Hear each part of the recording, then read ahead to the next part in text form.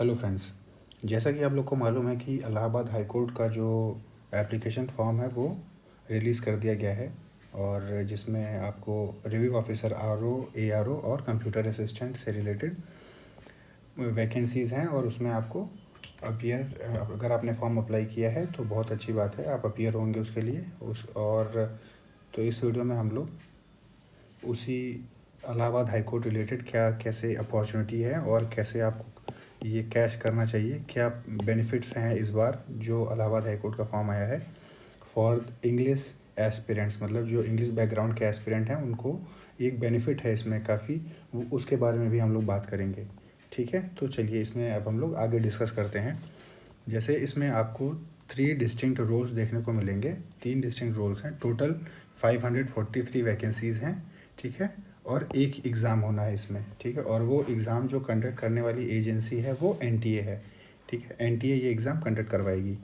देखिए, आपसे जो जून 1 तारीख को, जो 1 जून को आपका रजिस्ट्रेशन ओपन हुआ था और 21 जून तक आपसे फॉर्म भराए गए थे, और जो फॉर्म भरने की डेडलाइन थी वो 11:50, मतलब 12 बजे रात तक आपका जो है 21 जून के फॉर्म कंप्लीट करा लिया गया था। ठीक है, और जून 24-25 ये आपका करेक्शन विंडो था, वो भी आपका कंप्लीट करा लिया गया। ठीक है, अब देखिए जो गेम है यहाँ पे, अब उसके बारे में हम लोग समझते हैं।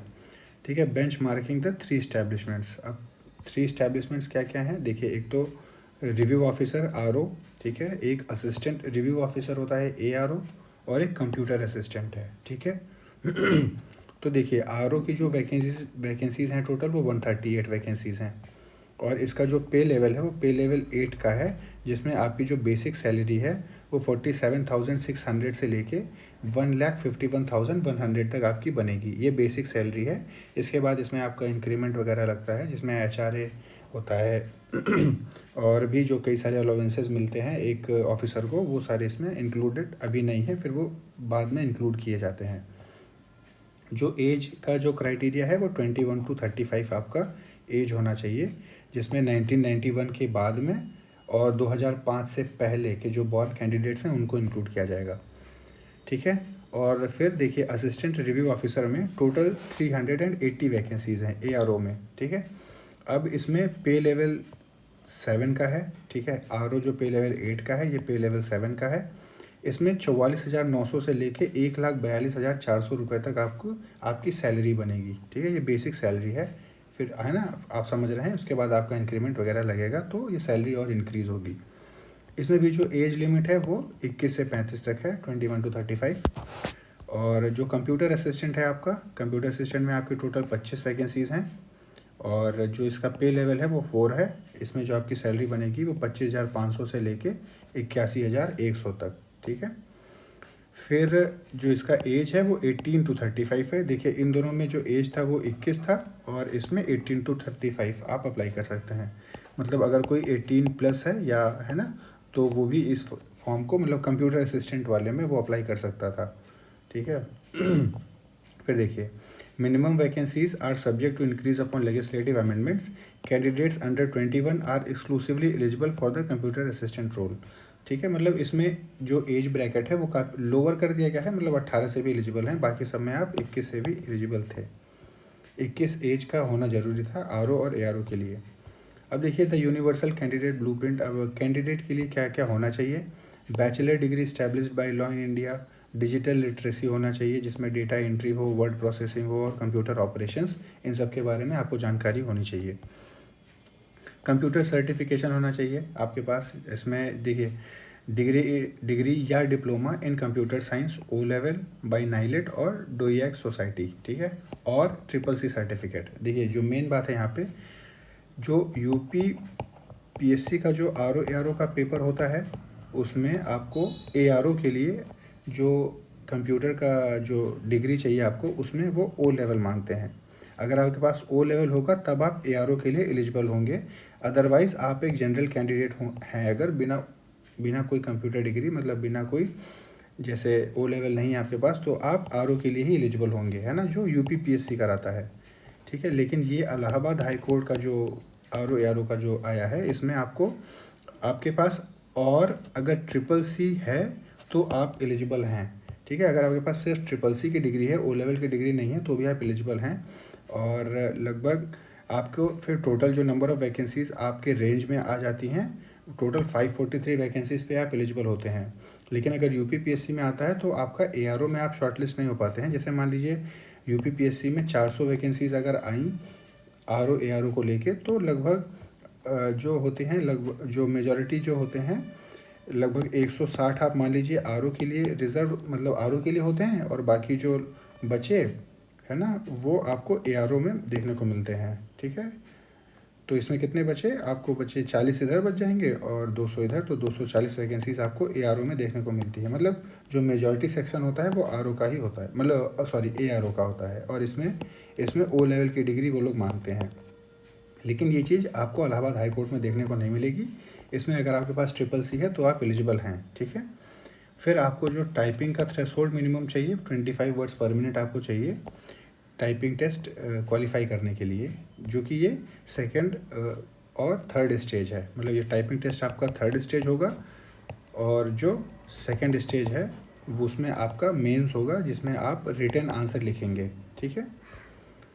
अब प्रेफरेंशियल क्वालिफिकेशन देख लीजिए। All else being equal, preference is granted for 2+ years in territorial army service और NCC B certificate.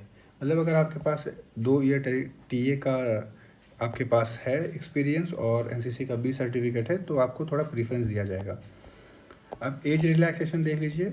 Base maximum age 35 है, और +5 ईयर मैक्सिमम 40 किसको दिया जा रहा है? SC ST OBC, dependents of freedom fighters, skilled sports person, UP domicile के, है ना, जो भी यूपी डोमिसाइल के हैं उन लोगों को ये बेनिफिट्स दिया जा रहा है। 5 ईयर का एज रिलैक्सेशन। 3 साल का रिलैक्सेशन किसको दिया जा रहा है? एक्स सर्विसमैन को दिया जा रहा है, added after deduction of military service rendered. ठीक है। फिर देखिए 15 ईयर्स मैक्सिमम 50, इतना रिलैक्सेशन किसको दिया जा रहा है? फिजिकली हैंडीकैप्ड, जो फिजिकली हैंडीकैप्ड लोग हैं उनको 15 साल का रिलैक्सेशन दिया जा रहा है, और वो भी कैटेगरी ऑफ यूपी। ठीक है। अब rules for exclusivity. Candidates claiming multiple categories are entitled to only one relaxation the most beneficial to them. Relaxations can not be stacked. मतलब आप जो आपके पास जो मोस्ट बेनिफिशियल जो रिजर्वेशन है वो आप उसी को ले सकते हैं। ठीक है। और मतलब कई सारे मल्टीपल बेनिफिट्स आप नहीं अप्लाई कर सकते हैं। अब matrix of opportunity. UP domicile required via competent authority, without this candidates default to unreserved. ठीक है। अगर आपके पास यूपी का डोमिसाइल है और जो कि एक कंपिटेंट अथॉरिटी ने आपको जारी किया है वो डोमिसाइल सर्टिफिकेट, तो आप एलिजिबल होंगे। अदरवाइज आप एक अनरिजर्व्ड कैंडिडेट में शामिल हो जाएंगे। ठीक है। यूआर में आपको काउंट किया जाएगा। तो ये वर्टिकल कोटा हॉरिजेंटल कोटा है। एससी का 21%, ओबीसी 27, ईडब्ल्यूएस का 10% और एसटी का 2%। ठीक है। हॉरिजेंटल इंटरसेक्शन में क्या आता है? जैसे वुमेन का 20%, एक्स सर्विसमैन का 5%, फिजिकली हैंडीकैप्ड के 4% और मिनिमम 40% डिसेबिलिटी रिक्वायर्ड। ठीक है। 4% आपका रिजर्व होगा। अगर आपको 40% डिसेबल सर्टिफिकेट में ये मेंशन होता है, उतनी आपको 40% डिसेबिलिटी चाहिए होगी। डीएफएफ के 2%, स्पोर्ट्स पर्सन का 1%। अब female candidates must provide caste या domicile certificate issued from the father side to be valid. Domicile related अगर आपको कोई डाउट होता है तो आप उसमें कमेंट कर दीजिएगा।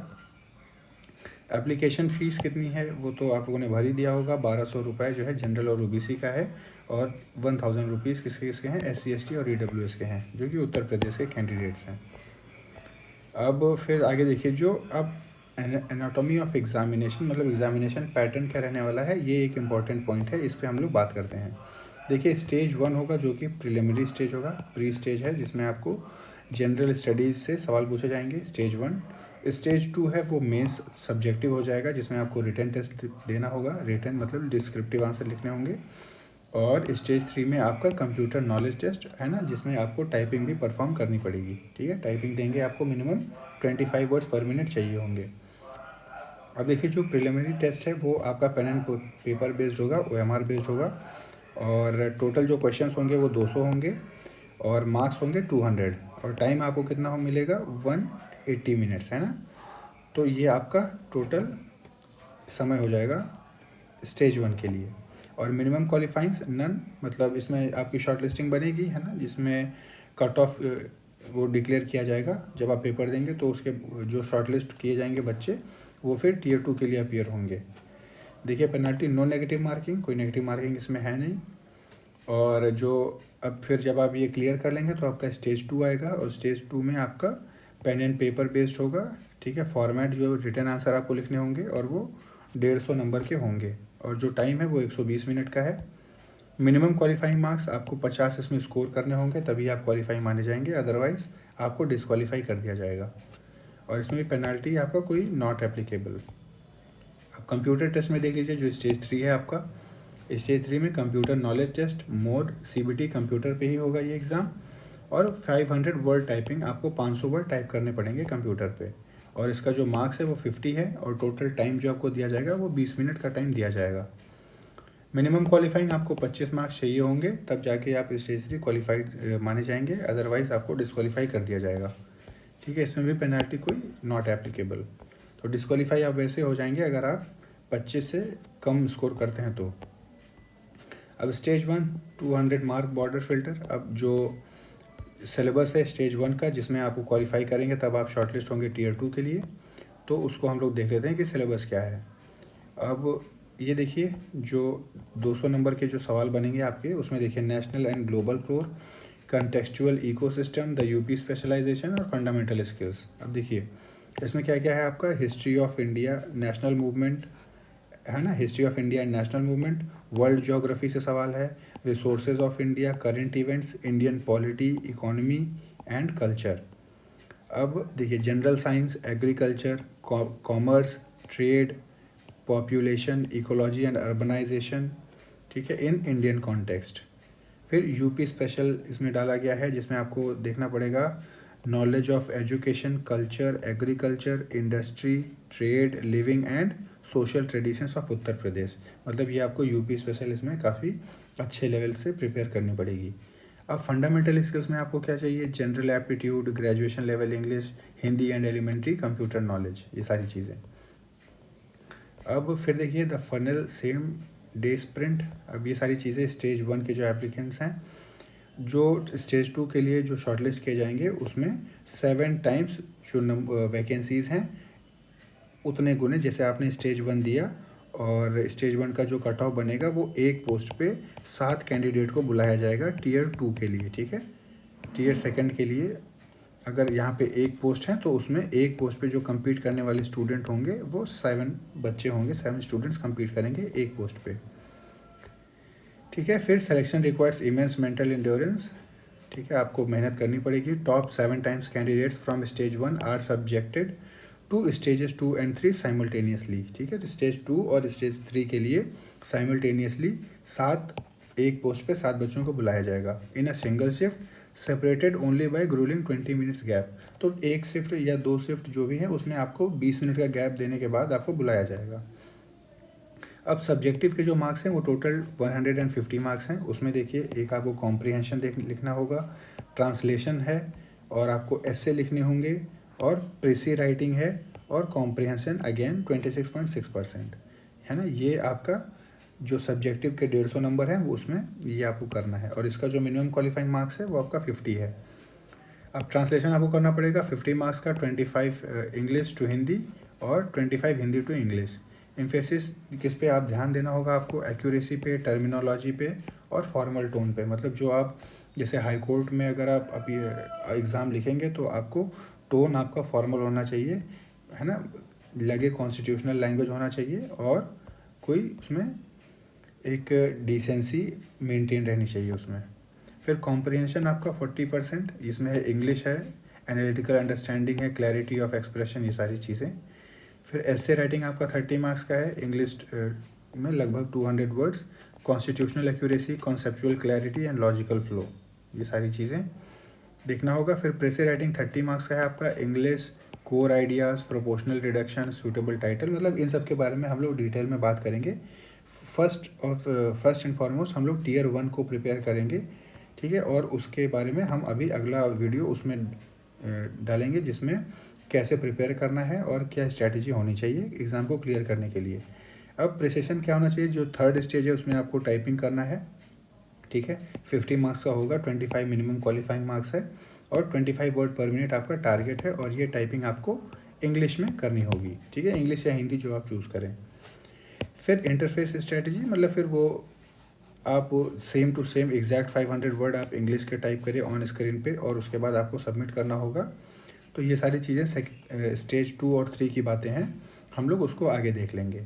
लेकिन अभी जो फर्स्ट स्टेज के बारे में है, जिसमें ये सारी चीज़ें हैं, हिस्ट्री है, geography, polity, economy, science, agriculture, commerce, UP special और जनरल एप्टीट्यूड, इन सब के बारे में हम लोग डिस्कस करेंगे नेक्स्ट वीडियो में कि इनको प्रिपेयर कैसे किया जाए, है ना, और क्या तरीका होगा कि हम लोग बेस्ट स्ट्रेटेजी अपनाएं और अच्छे से परफॉर्म करें इस एग्ज़ाम में, और टीयर 2 के लिए हम लोग क्वालिफाई करें।